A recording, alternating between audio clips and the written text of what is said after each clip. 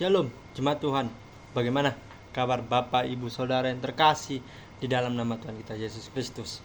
Firman Tuhan kita pada hari ini terambil dari Roma 8 ayat yang pertama sampai dengan yang kedua. Roma 8 ayat yang pertama sampai dengan kedua. Demikian firman Tuhan. Dengan judul perikop, hidup oleh Roh. Demikianlah sekarang tidak ada penghukuman bagi mereka yang ada di dalam Kristus Yesus. Roh yang memberi hidup telah memerdekakan kamu dalam Kristus dari hukum dosa dan hukum maut. Demikian pembacaan firman Tuhan pada hari ini. Semoga firman Tuhan ini pembacaan firman Tuhan ini semoga bisa membukakan hati kita. Bukan hanya mendengarkan, tetapi melakukan firman ini kepada banyak orang. Agar semua orang bisa mendengarkan serta bisa menjadikan firman ini untuk tonggak kehidupannya dalam kehidupannya sehari-hari. Amin. Shalom Bapak Ibu Saudara yang terkasih. Sekali lagi saya menyapa kepada kita semua. Firman Tuhan kita pada hari ini mengangkat tema Roh Kristus hidup di dalamku. Sekali lagi, Roh Kristus hidup di dalamku. Bapak Ibu Saudara yang terkasih di dalam nama Tuhan kita Yesus Kristus. Sekarang adalah waktunya kita bagaimana untuk tetap hidup di dalam Tuhan saja. Bagaimana kita bisa menunjukkan dari pengalaman hidup mungkin yang dulunya pahit dan sekarang sudah diperbarui oleh karena kehidupan kita yang menghidupi Kristus dalam diri kita. Karena sejatinya Bapak Ibu Saudara yang terkasih, kitab Roma yang ditulis oleh Paulus ini menceritakan bagaimana kasih karunia Allah itu sungguh luar biasa kepada kita. Bagaimana dijelaskan di dalam ayat 1 Bapak Ibu Saudara yang terkasih. Demikianlah sekarang tidak ada penghukuman bagi mereka yang ada dalam Yesus Kristus ataupun Kristus Yesus. Artinya adalah begini. Bagi kita sebagai orang percaya yang kepada Tuhan Yesus, kita tidak akan dihukum. Alasannya apa? Ya karena itu alasannya sudah terbukti. Karena kita sudah percaya kepada Tuhan. Makanya roh itu hidup di dalam diri kita masing-masing. Tetapi sebaliknya kalau kita tidak percaya kepada Allah ataupun Yesus Kristus itu, maka Yesus akan menghukum kita. Karena kan pada akhirnya nanti ketika Yesus datang untuk kedua kalinya di dunia ini, kita tidak tahu kapan Yesus akan tiba. Yesus sendiri berkata adalah, aku akan datang ke dunia ini untuk kedua kalinya untuk menyelamatkan orang-orang yang percaya kepada aku. Sedangkan bagi mereka yang tidak mau percaya kepada aku, dan ketika kedatanganku mereka melihat mereka tidak bertobat, mereka akan mendapatkan penghukuman yang setimpal dari itu. Itulah yang terjadi Bapak Ibu Saudara yang terkasih. Ketika kita bisa melihat cerita-cerita dalam Alkitab, nabi-nabi yang diutus oleh Tuhan. Salah satunya saja saya akan menunjukkan tentang kisah Nabi Yunus. Ketika Nabi Yunus diutus oleh Tuhan untuk pergi ke kota Niniwe. Kota Niniwe ini terkenal dengan orang-orang yang sudah kelewatan batas berbuat jahat. Mereka tidak takut hukuman. Mereka tidak takut dengan yang namanya dosa. Mereka bebas dengan merdeka. The freedom gitu. Jadi freedom melakukan dosa di mana-mana. Karena mereka yakin bahwa melakukan dosa itu adalah keinginan mereka sendiri. Jadi apapun bisa terjadi, apapun bisa mereka lakukan. Nah, ketika Yesus mengutus Yunus ke kota Niniwe, kita lihat kan bahwa Yunus itu tidak dikatakan adalah awalnya tidak mau ke kota Niniwe, malah ke kota seberang. Nah, ketika Yesus tahu bahwa Yunus pergi ke kota lain, kan Yesus mendatangkan sebuah paus besar untuk memakan Yunus. Dan pada akhirnya Yunus di dalam perut ikan selama berapa hari? 3 hari 3 malam. Nah, dan pada akhirnya dia sadar bahwa ketika dia di dalam perut ikan itu dia berdoa kepada Tuhan. Tuhan, aku bersalah. Tuhan, aku tidak mendengarkan janjimu. Aku tidak menjalankan tugasku dengan baik. Keluarkanlah aku dari perut ikan ini, Tuhan. Dan pada akhir yang ketiga adalah Tuhan menyuruh kepada paus itu untuk memuntahkan Yunus ke daratan dan segera pergi ke kota Niniwe, yang kota yang sangat jahat.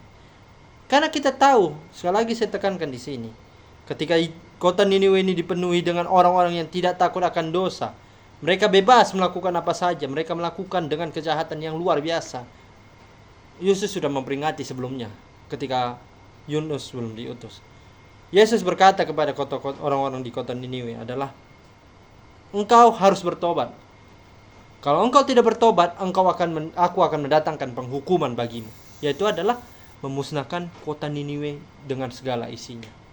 Dan pada akhirnya apa?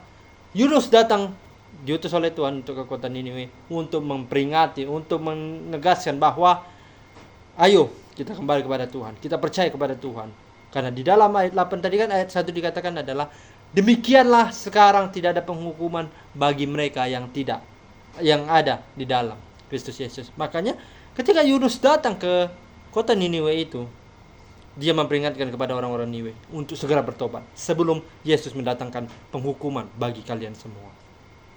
Nah, jadi Bapak Ibu Saudara yang terkasih, melalui kisah, melalui apa yang disampaikan oleh Paulus ini adalah bagaimana kita tidak boleh diperbudak oleh dosa. Itu apa? Emang dosa manusia? Emang dosa itu adalah sesuatu yang harus disenangi? Tidak. Kita jangan diperbudak oleh dosa. Bahkan harusnya kita yang melawan dosa itu sendiri untuk kembali kepada Tuhan itu sendiri. Dosa, kejahatan, caci maki, dan segala kejahatan yang lain itu sama saja tidak berkenan di hadapan Tuhan. Untuk apa kita hidup di dalam dosa? Untuk apa kita hidup di dalam yang namanya kesaksian dusta, bersaksi tentang bahwasanya dengan Yesus yang mengatakan adalah ini itu, tetapi kita melakukannya dengan salah, itu tidak disenangi oleh Tuhan. Makanya di dalam ayat 2 dikatakan Yesus adalah Roh yang memberi hidup dalam memerdekakan kamu dalam Kristus. Ini perkataan dari Paulus, dan hukum maut. Nah, jadi kan ketika tadi saya menyampaikan tema di awal adalah Roh Kristus hidup di dalam aku, bahwa Roh Kristus sendiri yang tinggal di dalam kita. Roh Kristus yang memberikan kita kemerdekaan untuk tetap hidup di dalam Tuhan. Menjauhkan kita dari hukuman dosa, menjauhkan kita dari hukum maut. Siapa sih yang tidak mau percaya kepada Tuhan? Jika ada orang yang tidak mau percaya kepada Tuhan, ya pasti jatuhnya adalah penghukuman. Apa yang seperti yang kalau kita lihat ketika Yunus tidak sampai di kota itu, pasti kota Niniwe dengan segala keserakahannya, mereka tidak mau bertobat, pasti kota Niniwe itu sudah dimusnahkan oleh Tuhan. Begitu juga banyak-banyak yang Tuhan lakukan di kehidupan manusia ini. Ketika ada menara Babel, kita tahu menara Babel, bahwasanya menara ini dibangun oleh manusia-manusia yang tidak percaya kepada Tuhan. Mereka menginginkan bahwa menara ini bisa sederajat dengan Tuhan. Mereka bisa menggapai menara ini sampai surga. Tetapi apa akhirnya? Ketika mereka melakukan seperti itu untuk mencapai keinginan mereka yang setinggi-tingginya, Tuhan melakukan apa? Tuhan memusnahkan, merubuhkan menara Babel itu. Karena menara Babel itu adalah menara yang jahat, Bapak Ibu Saudara terkasih. Menara yang dibangun oleh orang-orang yang tidak percaya kepada Tuhan. Makanya Tuhan merubuhkan, itulah penghukuman bagi mereka. Bagi kalian yang tidak percaya, mending kalian pergi dari dunia ini. Aku akan memusnahkan tempat ini. Sama juga dalam hal ini, Bapak Ibu Saudara terkasih. Masih banyak perdebatan, apakah Yesus itu pernah marah? Apakah Yesus itu pernah emosi dalam melakukan sesuatu, dalam hal-hal tertentu begitu. Seperti contohnya ketika Yesus marah di bait suci, ketika bait suci itu dijadikan tempat perdagangan, kayak seperti pasar begitu. Yesus sebenarnya tidak marah, tetapi dia memperingatkan kepada orang-orang tersebut untuk tetap jadikan bait suci ini adalah tempat yang suci. Ini bukan pasar. Kalian tahu ini adalah tempat suci. Jadi jangan jadikan seperti tempat penyambun, tempat pasar dan sebagainya. Itu dia. Jadi Yesus hanya ingin memperingatkan kepada kita. Bukan hanya dalam kisah ketika Yesus di bait suci, bukan hanya ketika Yesus meruntuhkan menara Babel yang ingin menggapai sederajatnya dengan Tuhan, dan nabi-nabi yang mengutusnya untuk sebelum memusnahkan kota-kota tersebut. Bukan. Tetapi kembali lagi bahwa kisah-kisah apa yang dilakukan oleh Tuhan itu adalah menandakan bahwa Yesus itu adalah yang maha kuasa. Yesus itu adalah raja di atas segala raja, hakim yang agung. Kemarin juga saya menegaskan kepada kita semua bahwa Yesus itu adalah hakim agung yang adil. Bagi Yesus semua setara, semua sederajat di hadapannya. Kalau kita membanding-bandingkan, kalau kita hanya melakukan apa yang di luar kehendak Tuhan, itu sama saja kita melawan kodrat dari Tuhan. Kita melawan yang namanya kehendak dari Tuhan itu sendiri. Dan pada akhirnya apa?